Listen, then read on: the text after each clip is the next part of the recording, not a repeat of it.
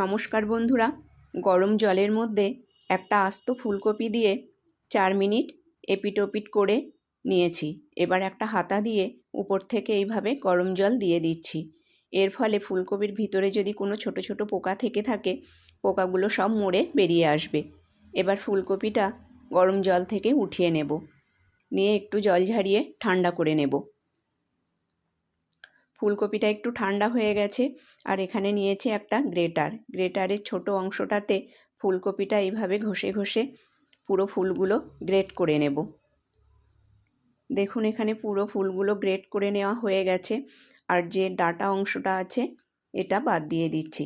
এটা দিয়ে অন্য কোনো রেসিপিও বানানো যেতে পারে। আজকের রেসিপির জন্য এই ফুলগুলোই আমার লাগবে। গ্যাসে কড়া বসিয়ে দিয়ে দিয়েছি বেশ কিছুটা পরিমাণ সর্ষের তেল। তেলটা গরম হয়ে গেলে দিয়ে দিলাম 4 ফোড়ন আর কাঁচা লঙ্কা আর গ্রেট করে নেওয়া আদা। এবার এগুলো একটু ভেজে নেব যেন এর কাঁচা গন্ধটা চলে যায়। তারপর এর মধ্যে দিয়ে দেব হলুদটা আগে দিয়ে দিলাম যেন কোনো হলুদের গন্ধ এর মধ্যে না থাকে। এবার এর মধ্যে দিয়ে দিচ্ছি গ্রেট করে নেওয়া ফুলকপির ফুল। এগুলো সব এর মধ্যে দিয়ে কিছু সময় এটা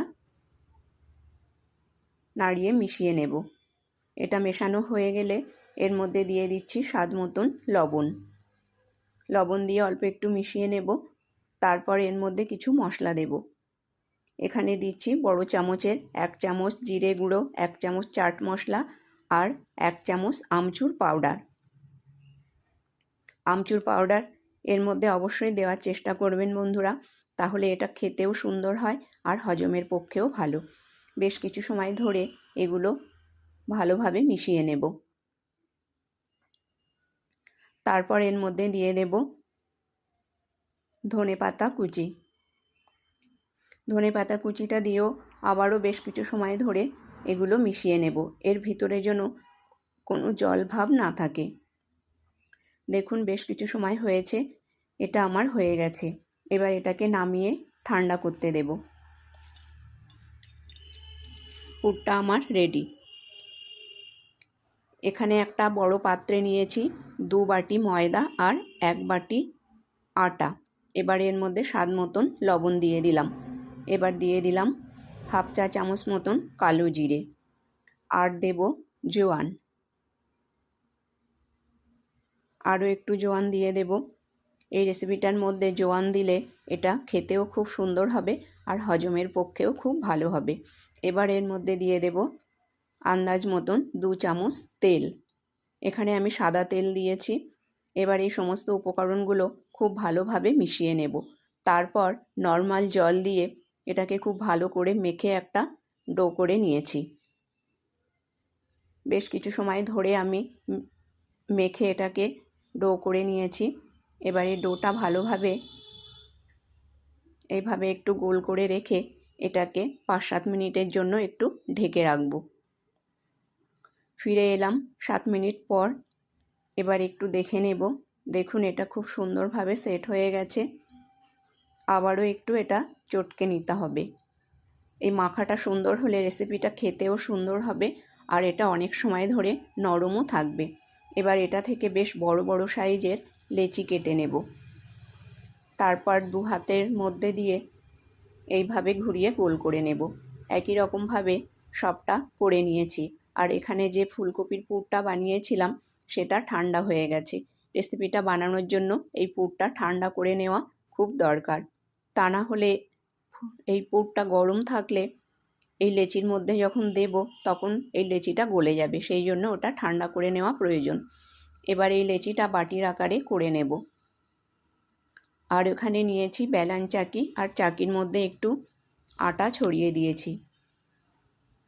এবার 2 চামচ পুর এই বাটির মধ্যে ভরে দেব।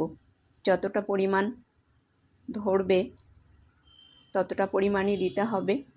দিয়ে একটু চেপে দিয়ে এই মুখটা খুব ভালোভাবে সিল করে দেব বা আটকে দেব। খুব বেশি পরিমাণ দিলে এটা বেরিয়ে আসতে পারে, তাই যতটা পরিমাণ ধরবে ততটা পরিমাণই এতে দিতে হবে। তারপর এটাকে খুব ভালো করে গোল করে নেব। নিয়ে যে পিঠটা সিল করেছি সেই পিঠটা আগে এর মধ্যে দিয়ে চেপে দেব, যাতে আরও এটা ভালোভাবে সিল হয়ে যায়। এইভাবে এই আটার উপর এপিট ওপিট করে এটা খুব ভালোভাবে মাখিয়ে নেব। তারপর বেলান দিয়ে হালকা করে এটাকে বেলে নেব।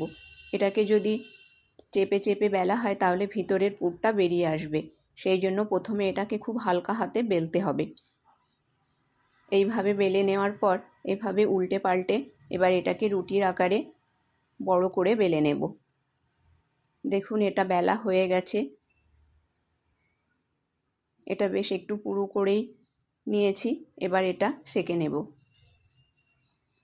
গ্যাসে একটা প্যান বসিয়ে দিয়েছি, আর প্যানটা গরম হয়ে গেলে এর মধ্যে দিয়ে দিলাম এই পরাটাটা।